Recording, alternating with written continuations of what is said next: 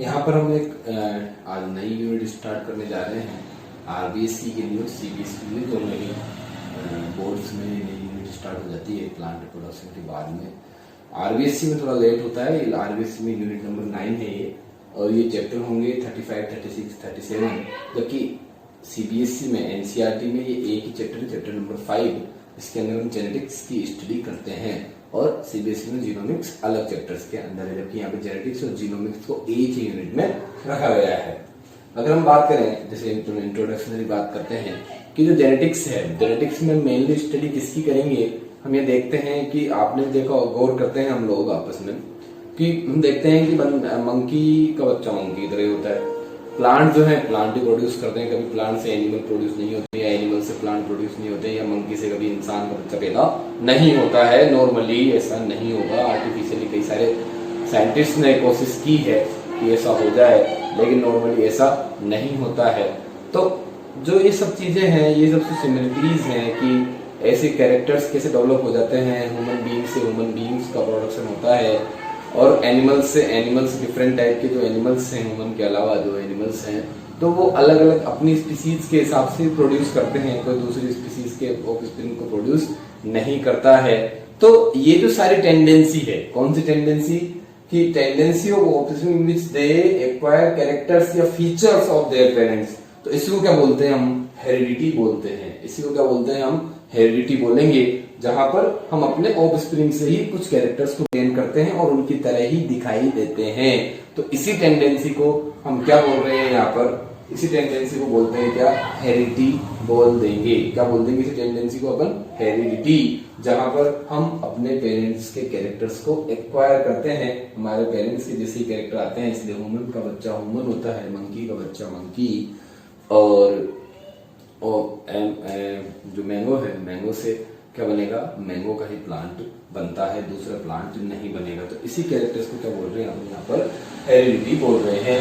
अब अगर हम नेक्स्ट बात करें कि जो यूनिट की बात है, जेनेटिक्स की हम बात करेंगे, तो जेनेटिक्स क्या होता है? एक साइंस है, ठीक है। Genetics is the science in which the study of heredity and variation among parents and there offspring. तो यहाँ पर किसकी स्टडी कर रहे हैं अपन? हेरिडिटी की और वेरिएशंस की, जो किनमें मिलती हैं? पेरेंट्स के अंदर मिलती हैं, जो उनके ऑफस्प्रिंग के अंदर ट्रांसफर हो जाती हैं। तो इसी को क्या बोल रहे हैं हम? जेनेटिक्स बोल रहे हैं। और यहाँ पर हेरिडिटी जो है, इस हेरिडिटी की बात हमने करी कि जो टेंडेंसी है बच्चों के कैरेक्टर्स का ऑफस्प्रिंग्स के अंदर पेरेंट्स के कैरेक्टर का ट्रांसफर होना, और वेरिएशंस में क्या होते हैं? चेंजेस। तो यहाँ पर हम ये भी देखेंगे कि सिमिलरिटीज तो हैं, ह्यूमन का बच्चा ह्यूमन की तरह, लेकिन वो अपने पेरेंट्स से बिल्कुल सिमिलर नहीं होता है। किस कंडीशन में? जब सेक्सुअल रिप्रोडक्शन होता है, तो उस कंडीशंस के अंदर ह्यूमन या जो भी ऑर्गेनिजम्स हैं जो सेक्सुअल रिप्रोडक्शन करते हैं, उनके कैरेक्टर्स उनके पेरेंट्स के जैसे नहीं होते हैं। काफी सारे चेंजेस उनके बीच में रहेंगे। तो इन्हीं को क्या बोलते हैं अपन? वेरिएशंस बोल देते हैं। तो वेरिएशंस के क्या कारण है? तो मेनली यहाँ पर हम देख रहे हैं कि वेरिएशंस के मेनली दो कारण होते हैं, सेक्सुअल रिप्रोडक्शन और म्यूटेशन। और यहाँ पर म्यूटेशन के बारे में काफी ज्यादा स्टडीज की गई हैं। तो म्यूटेशन में हम देखते हैं कि डिफरेंट कैरेक्टर्स मतलब चेंजेस होते हैं, और उसकी वजह से कैरेक्टर्स के अंदर डिफरेंसेस क्रिएट हो जाते हैं। तो चेंजेस कहाँ पर होते हैं? जीनोम में चेंजेस होते हैं। ये हम कहें तो जो डीएनए है उसके अंदर चेंजेस हो जाते हैं। डीएनए या आरएनए जो भी जेनेटिक मटेरियल है, अगर उसके अंदर चेंजेस होते हैं, और तो उसे क्या बोलते हैं? म्यूटेशन। और म्यूटेशन की वजह से क्या आते हैं? वेरिएशंस। और वेरिएशंस की वजह से ही डिफरेंस क्रिएट होते हैं डिफरेंट ऑर्गेनिजम्स के अंदर, या उनके अंदर कैरेक्टरिस्टिक चेंजेस आते हैं उनके पेरेंट्स के कंपैरिजन में, उनके अंदर कुछ चेंजेस दिखाई देते हैं। और वेरिएशन जो है इन्वायरमेंटल भी होते हैं। कैसे होते हैं? इन्वायरमेंटल वेरिएशंस भी होते हैं। और इन्वायरमेंटल वेरिएशंस के अंदर क्या होता है कि जो कैरेक्टर्स हैं पेरेंट्स से जो बच्चों के अंदर डिफरेंशिएशन जो आ रहे हैं, उनके ऊपर एनवायरनमेंट का इफेक्ट भी पड़ेगा, और बच्चे जो हैं अपने जो पेरेंट्स हैं उनसे अलग हो जाते हैं। जैसे हम देखते हैं कि एनवायरनमेंट का कैसे, जैसे ट्रॉपिकल रीजन्स में देखते हैं कि अधिकतर लोग जो होते हैं वो कैसे होंगे? उनकी स्किन डार्क होती है या वो सांवले होते हैं। तो क्यों होते हैं? क्योंकि उनके अंदर वेरिएशंस आए हैं, एनवायरमेंटल वेरिएशंस आए हैं। कहाँ से आए हैं? वो उनके पेरेंट्स के कंपैरिजन में बिल्कुल कैसे हैं? डिफरेंट है। किस वजह से? एनवायरमेंटल वेरिएशंस की वजह से वो बिल्कुल डिफरेंट है अपने मतलब अगर उनके पेरेंट्स किसी जमाने में रहे भी होंगे गोरे, लेकिन वो अब हो गए हैं डार्क स्किन्ड। क्यों? क्योंकि उनके अंदर किस वजह से हुआ ये सब कुछ? एनवायरमेंट की वजह से। क्योंकि वहाँ का एनवायरमेंट कैसा है?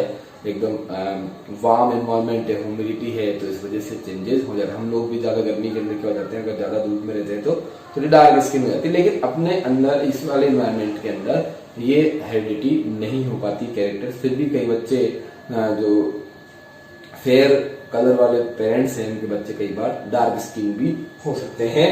और अगर हम बात करें कि जो वर्ड जेनेटिक्स आया है, ये वर्ड जेनेटिक्स कहाँ से आया है, तो वर्ड जेनेटिक्स ये दिया है किसने? विलियम बेटसन ने इस वर्ड का यूज किया सबसे पहले। और इसका मीन्स क्या होता है? टू बिकम और टू ग्रो। इसका मीन क्या होगा? टू बिकम और टू ग्रो। इसका मतलब होता है, इसका मतलब जेनेटिक्स का मतलब ये होगा टू बिकम और टू ग्रो। और अगर हम फादर ऑफ जेनेटिक्स की बात करें तो जो फादर ऑफ जेनेटिक्स हैं वो कौन है? Gregor John Mendel. कौन है father of genetics? Gregor John Mendel को हम फादर ऑफ जेनेटिक्स देखते हैं। तो हम यहाँ पर जेनेटिक्स के अंदर अगर बात करेंगे तो किन किन की बात करेंगे? मेंडल्स के लॉ बड़े इंपॉर्टेंट हैं जेनेटिक्स के अंदर, और मेंडल्स के लॉ से क्वेश्चंस भी पूछे जाते हैं। और मेंडल्स के लॉ के बाद में मेंडल्स के लॉस के जो डेविएशंस हैं उनकी भी बात करेंगे। मेंडल के 3 लॉ हैं, law of dominance, law of independent assortment third law है, और सेकंड लॉ क्या है? प्योरिटी ऑफ गैमेट्स या law of segregation second law रहता है। तो law of dominance, law of segregation and law of independent assortment, इन सभी की स्टडी करेंगे। और उसके बाद डेविएशन वो देखेंगे कि इन लॉज में भी कुछ एक्सेप्शंस मिले हैं डिफरेंट प्लांट्स के अंदर जब स्टडीज की गई है। जबकि तीनों लॉज जो दिए मेंडल ने वो पी प्लांट के ऊपर स्टडीज के बाद दिए थे। और उसके अलावा फिर इनकी वजह से वेरिएशंस हैं, म्यूटेशंस की बात भी करेंगे। और क्रोमोसोम के अंदर चेंजेस हो रहे हैं, मेंडल ने जो लॉ बताया था उसके अकॉर्डिंग काम ना हो कि डिफरेंट वेरिएशंस होते हैं, जेनेटिक डिसऑर्डर्स क्रिएट होते हैं। तो डिसऑर्डर्स जो है वो किस वजह से हो रहे हैं, उन सभी चीजों को हम देखेंगे आगे इस जेनेटिक्स वाले पोर्शन के। जेनेटिक्स जो है, अगर हम मेंडल को याद नहीं करेंगे, किसको सर? जो मेंडल को अगर हम याद नहीं करते हैं, उनके कामों के बारे में अगर हमको पता नहीं है या उनके बारे में हिस्ट्री की जानकारी नहीं है, तो जेनेटिक्स पढ़ना एक अच्छी बात है, ठीक है? अच्छा नहीं माना जाता जेनेटिक्स को बिना इंट्रोड्यूस किए हुए मेंडल के बिना। तो ग्रोगर जो मेंडल जो है, उन्होंने जो एक्सपेरिमेंट किए कहाँ के थे, ये अक्सर एग्जाम्स में पूछ लिए जाते हैं। नीट के एग्जाम में पूछा जा चुका है कि उन्होंने कौन कौन कब से कब तक का टाइमिंग में वर्क किए थे, अपने एक्सपेरिमेंट किए थे। नीट के एग्जाम में भी पूछा जा चुका है पेपर के अंदर। तो मैं देखते हैं कि अगर हम हिस्ट्री की बात करें किनकी, ग्रेगर जॉन मेंडल की, जिनको फादर ऑफ जेनेटिक्स बोला जाता है। तो उनको फादर ऑफ जेनेटिक्स क्यों बोला जाता है, उन्होंने क्या क्या काम किए, उन सभी की देखते हैं हम आगे कि उन सभी की जानकारी लेते हैं यहाँ पे। कि सबसे पहली बात तो ये कि बॉर्न कब पैदा हुए थे, तो 22 जुलाई 1822 आने ही वाला है अगले महीने में बर्थडे। तो मोराविया विलेज जो चेकोस्लोवाकिया में है, पहले चेकोस्लोवाकिया को ऑस्ट्रिया भी बोलते थे, आजकल इसको चेकोस्लोवाकिया नाम कर दिया है ऑस्ट्रिया। तो वहां पर इनका जन्म हुआ था मोराविया विलेज के अंदर। और इनका जो वर्किंग पीरियड जो था, वर्किंग टाइम 1822 में ये पैदा हुए थे। और काम इन्होंने स्टार्ट किया था, काम ब्रूनो सिटी ऑफ ऑस्ट्रिया के एक चर्च के अंदर पादरी की तरह काम थे, प्रिस्ट थे वहां पर। और ये जो ग्रेगर इनके नाम में, वो ग्रेगर एक डिग्री होती है, तो डिग्री मिली थी इनको 1843 के अंदर, जहां पर इन्होंने काम किए, यहीं पर इन्होंने स्टडीज की। वियना में इन्होंने स्टडीज की 1851 के अंदर स्टडी की, जिसके बारे में मैथमेटिक्स एंड नेचुरल हिस्ट्री के बारे में इन्होंने स्टडी की थी। इसके बारे में मैथमेटिक्स और नेचुरल हिस्ट्री, और ये मैथमेटिक्स आगे चल के इनके एक्सपेरिमेंट्स में काफी ज्यादा काम में आई है, ठीक है? मैथमेटिक्स इनके कामों बहुत ज्यादा काम आई है आगे चल के, तो हम देखेंगे एक्सपेरिमेंट के अंदर इसके जैसे सिस्टमेटिक तरीके से रख पाए हैं अपने एक्सपेरिमेंट्स को। और इनका जो वर्किंग पीरियड रहा है 1857 से लेके 1865 तक इनका वर्किंग पीरियड रहा। और इस दौरान इन्होंने काफी सारे एक्सपेरिमेंट किए हैं गार्डन पी प्लांट के अंदर, ठीक है? ध्यान रखना कौन से प्लांट्स के ऊपर, गार्डन पी प्लांट, जिनको हम साइंटिफिक नेम की बात करेंगे तो पाइसम सटाइवम, कौन से प्लांट है? पाइसम सटाइवम प्लांट्स के ऊपर इन्होंने स्टडीज की थी। पाइसम सटाइवम,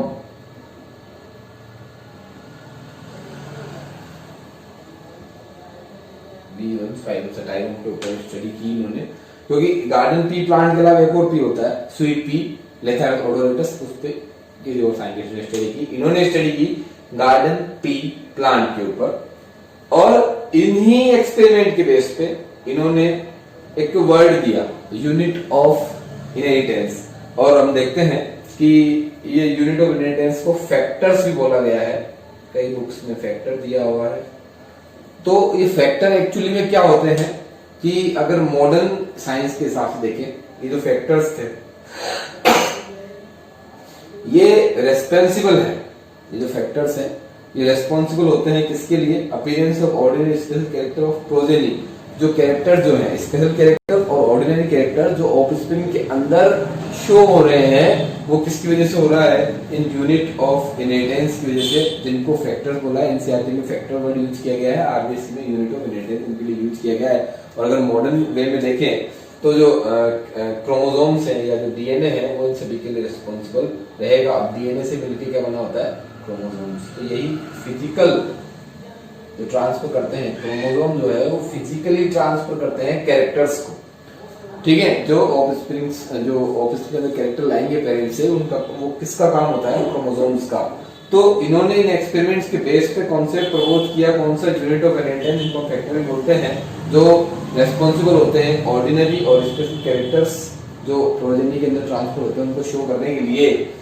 अब इनके कामों को इन्होंने 1866 के अंदर, कब?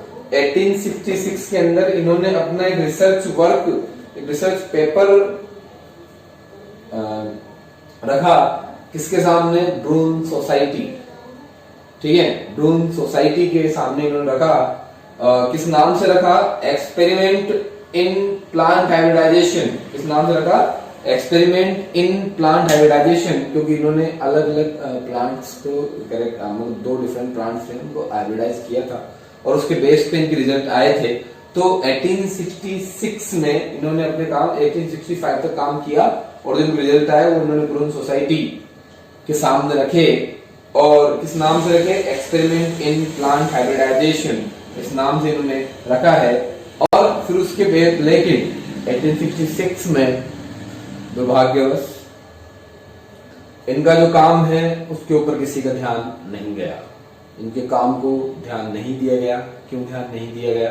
क्योंकि एक तो ये मैथमेटिशियन थे, क्योंकि मैथमेटिक्स की इन्होंने स्टडी की थी और इनके उस समय पर 1860 टाइम पर छाए हुए थे पूरी दुनिया के ऊपर इनके एक्सपेरिमेंट। अगर हम साइंस फील्ड की बात करें तो उस टाइम पे दुनिया पर छाए हुए थे, जो अपने इवोल्यूशन के डार्विन और लेमा का दबदबा था उस टाइम पे, तो इनके एक्सपेरिमेंट पर ज्यादा ध्यान नहीं दिया गया। और एक बहुत बड़ा जो डिस्कवरी 1866 में हो सकती थी वो पॉसिबल हो पाई कब? 1900। कब हो पाई? 1900 में, जब इनको इनके एक्सपेरिमेंट को रीडिस्कवर किया गया। क्या किया गया? रीडिस्कवर। इनके ही जो स्टूडेंट थे, 3 स्टूडेंट, उनके थ्रू इनके एक्सपेरिमेंट को रीडिस्कवर किया, उसको बोलते हैं रीडिस्कवरी ऑफ मेंडल्स लॉ। और उसके बाद में फिर मेंडल को अपना पूरा सम्मान मिला, लेकिन उस तक वो मर चुके थे, तो उनके मरने के बाद में उनको ख्याति प्राप्त हुई, उसके बाद में वो फेमस हुए। तो इनके 3 स्टूडेंट्स ने इनको रिडिस्कवर किया, Carl Correns, Hugo de Vries और वान सेरमार्क ने इनके एक्सपेरिमेंट को रीडिस्कवर करके और फिर वापस लॉ ऑफ मेंडल्स दिए हैं। सेम एक्सपेरिमेंट किए उन्होंने, सेम प्लांट्स के अंदर, अलग अलग किए थे तीनों ने, उन तीनों के रिजल्ट सिमिलर आए और उन तीनों के रिजल्ट किससे मिले? मेंडल्स के रिजल्ट से। तो उस बेस पे उन्होंने डिस्कवर किया है मेंडल्स।